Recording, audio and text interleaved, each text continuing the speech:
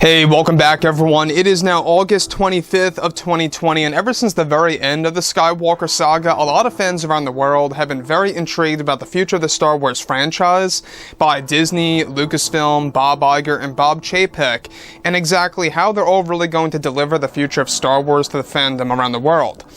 This is Mike Zero. Make sure to subscribe if you are new to the channel for future Star Wars content.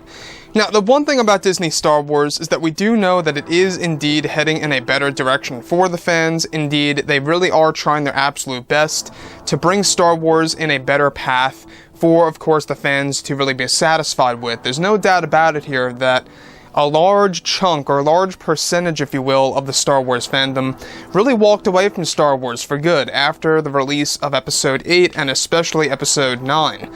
Ever since that point in time, Disney has been trying to really scramble and really trying to get things back together in order to really regain many of those lost fans. Now, they're really primarily focused on Disney Plus, which, by the way, is going to be a home or a library's worth of Star Wars material. They even plan to have over 10 years worth of Star Wars TV shows already, which really is a large workload on Lucasfilm. I mean, you got the Kenobi show, you've got the Bad Batch, you've got, among other animated and live-action material coming our way, like The Mandalorian, Season 2 and 3 and more. It's just a lot to really take with, so that's exactly what they're trying to focus on, television and then film just after that. Now, what's really interesting about all of this is that actor Hayden Christensen is going to make a very big comeback in the new Star Wars universe, something that a lot of fans are very excited about. Now, specifically, of course, with both Disney and Lucasfilm now finished with the rise of Skywalker and the entire Skywalker saga, they are now focused on their new Star Wars universe and their new trilogy of movies. Bob Iger and Bob Chapek are actively developing a series of TV series and films to complete the roadmap of Star Wars for the near future and ways to reunite the fans around the world. Now, it's noted that one major plan by Chapek that he is working hard on is the return of actor Hayden Christensen in the new Star Wars universe. Now, it's explained that they are getting ready to begin filming the Kenobi TV series as early as this December of 2020 to begin principal photography for the new series. One major scene that is already past the storyboarding process is planned to be filmed sometime in February of 2021 with Ewan McGregor and actor Hayden Christensen, where Hayden's return as Anakin will be done in a major way by use of nightmarish visions that keep occurring in the planned horrific vision sequences of the Kenobi TV series, and specifically during his time on Tatooine, during his solitude specifically. Now, the planned vision scene is planned to involve the moment in which Obi-Wan Kenobi is sitting on top of a large canyon and begins to hear the voices of Anakin Skywalker. It's noted that the vision sequence is planned to progress to a moment in which Kenobi turns his head and looks out to the distance and witnesses an unmasked Darth Vader leading an army of stormtroopers through the desert with Anakin's face looking battle-scarred in the scene.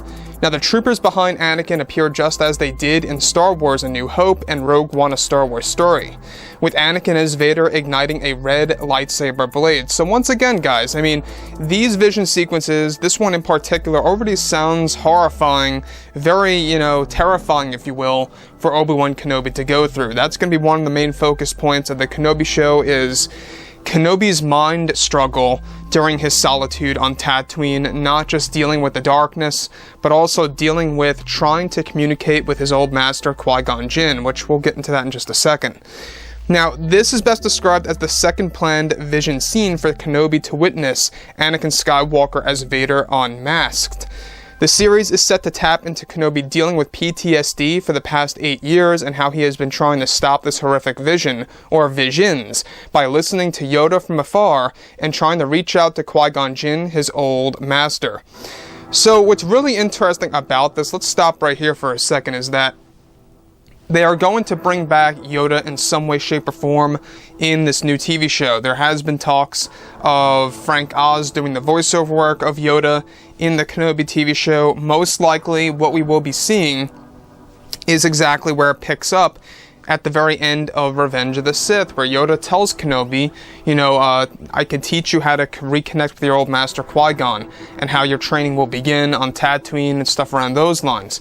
That's exactly most likely what they're going to tap into, and as to why Frank Oz has been in the talks to reprise his role as the voice of Yoda. There's no talk about him actually doing the puppeteer work as Yoda, but the voice of Yoda, so far, so good for the Kenobi TV series.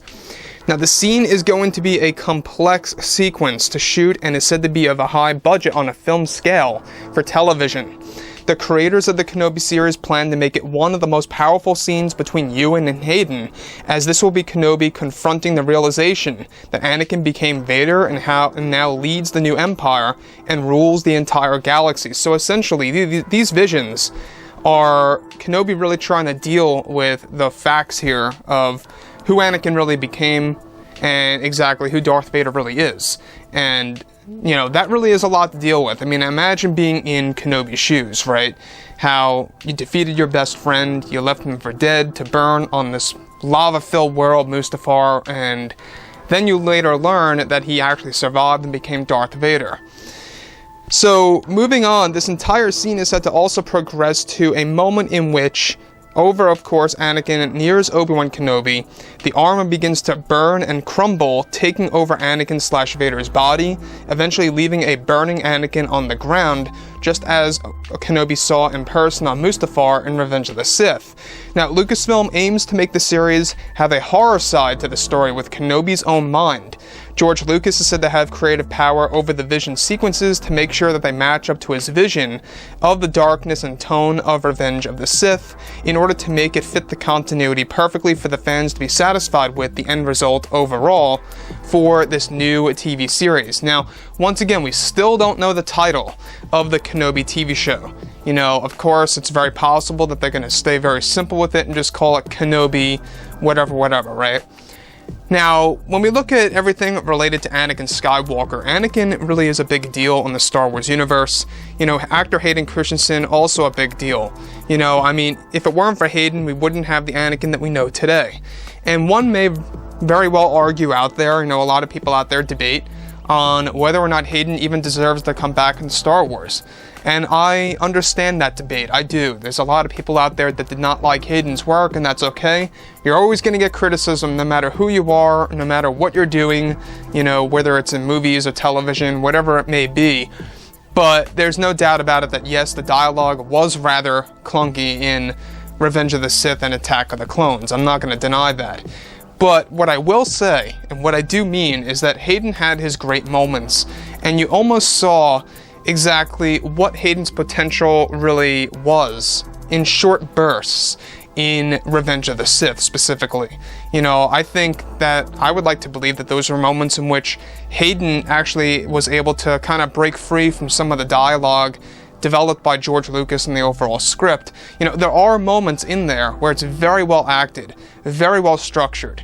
And I don't necessarily, you know, blame George for the prequel trilogy movies. I mean, yes, you know, he did have a lot of issues with The Phantom Menace, but once that started, a lot of pressure built upon George Lucas, and whenever you got pressure, it always kind of messes up the writing process. So we can see now that obviously since George is helping out with Jon Favreau, Dave Filoni, Deborah Chow, all these different creators associated with the Kenobi show, he's going to do a great job, I think. I really do believe that. Both Lucas and Hayden, and how it's all going to be intertwined into this new TV show for Disney+. And I think that's one thing that a lot of fans need to look forward to, is that this really is going to be a legitimate sequel to Revenge of the Sith. I think that this is something that a lot of fans should really look at it that way, is that this is going to be a TV show with an actual prequel trilogy actor, Ewan McGregor, and Hayden Christensen in the mix, taking place on Tatooine and New Worlds as well, showing us the Jedi slaughters,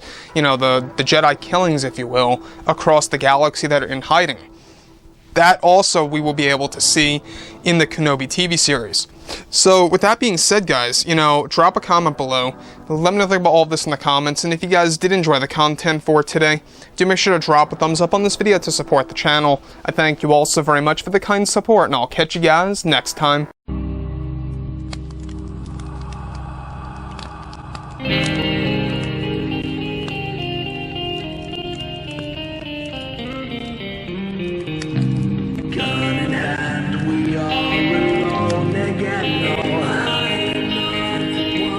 From night to moon we hear their moans again.